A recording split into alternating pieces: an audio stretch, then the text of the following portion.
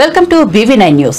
మంచిర్యాల జిల్లా బెల్లంపల్లిలో నూతనంగా నిర్మాణం చేపట్టిన ఇంటిగ్రేటెడ్ మార్కెట్ సముదాయం ప్రధాన రహదారి వైపు షట్టర్ల కేటాయింపుల అవకతవకలు జరుగుతున్నాయని పలువురు ఆరోపిస్తున్నారు. పలువురు మాట్లాడుతూ ఇంటిగ్రేటెడ్ మార్కెట్ నిర్మాణ సమయంలో మేము వేసుకున్న దుకాణాలను తొలగించారన్నారు. అప్పుడు ఉన్న ఎమ్మెల్యే దుకాణాలు తొలగిస్తున్న వారికి షట్టర్లు కేటాయిస్తామని హామీ ఇచ్చారన్నారు. ప్రస్తుతం మాకు షట్టర్లు కేటాయించడం లేదన్నారు.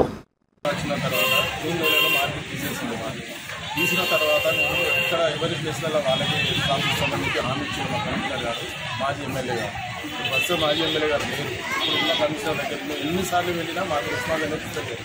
మా షాపులు మాకు కావాలని చెప్పి 10 సార్లు 20 సార్లు 100 సార్లు నచ్చిన మేము మున్సిపాలిటీ ఆఫీస్కి మాకైతే రెస్పాన్స్ ఏం లేదు మేడం. ఆల్రెడీ వినతి పత్రాలు కూడా ఇచ్చుకుంటున్నాము, వస్తున్నాం ఇప్పటికి 10-20 సార్లు మేము నచ్చినాం.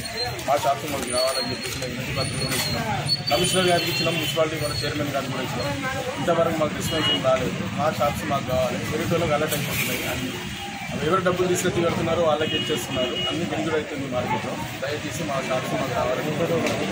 అవకతవకలు బాగా జరుగుతున్నాయి. రోడ్డు మీద ఉన్న వాళ్ళ బస్సు రోడ్డు మీద అవుతుంది. మాకైతే షాప్స్ కంపల్సరీ కావాలని చెప్పి కమిషనర్ గారికి చైర్మన్ గారికి పత్రం ఇచ్చినాం.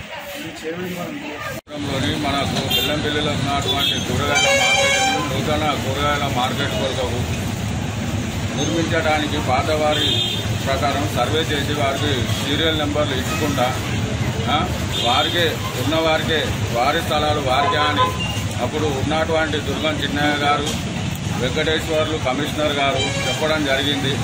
దాని తర్వాత నిర్మాణం కూడా పూర్తి కావచ్చింది, ఓపెన్ కూడా అయింది.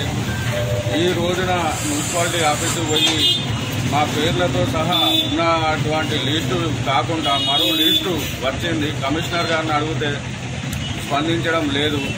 ఇప్పటికీ 3 లిస్టులు మారినాయి. షట్టర్లు 40 మంది ఒక లిస్టు ఉండే, తర్వాత 30 లిస్టులు వచ్చింది. ఇప్పుడు 25 లిస్టు ఉన్నది. 25 లిస్టులో కూడా కూరగాయల మార్కెట్లో లేని వారి పేర్లే ఉన్నాయి తప్పితే ఉన్నవారి పేర్లు అయితే లేవు. దీనికి కమిషనర్, TPO, చైర్మన్ ఎన్నో అవకతవకలు చేసిందని మాకు తెలిసిపోయింది.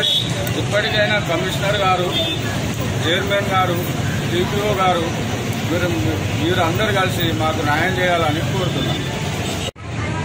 2020లో కరోనా టైంలో మా షాపులు తీసేశారు కమిషనర్ గారు. అది మీ షాపులు మీకే ఇస్తాము అని చెప్పేసి అని హామీ ఇచ్చి ముద్ర వేసి సంతకాలు పెట్టేసి అందరి పేర్లు రాసి ఇచ్చింది. కాబట్టి ఇప్పుడు మాకు పాతలం కాదని చెప్పేసి కొత్తలకు ఇస్తున్నారు, కొత్తలకు అమ్ముకుంటున్నారు. మా పాతలం కాదని చెప్పేసి మేము మా ఉపాధి హామీ ఇదంతా దీని మీద బతకాలని మేము మాకు ఇద్దరు ఆడపిల్లని హ్యాండిక్యాప్, మాకు ఎలాంటి ఉపాధి హామీ లేదు. మాకు 5-6 షాపులు లేవు, మేము కిరాయిలు ఇచ్చుకొని బతుకులేము, కిరాయిలకు వచ్చి ఉంటలేము.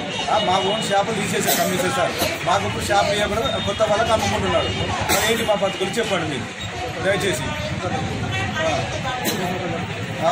అదే కొత్త సరిపోద్దిగా మీరు మాకు దయచేసి మమ్మల్ని చూసిన తర్వాత కొత్త వాళ్ళకి ఇచ్చుకోండి తర్వాత.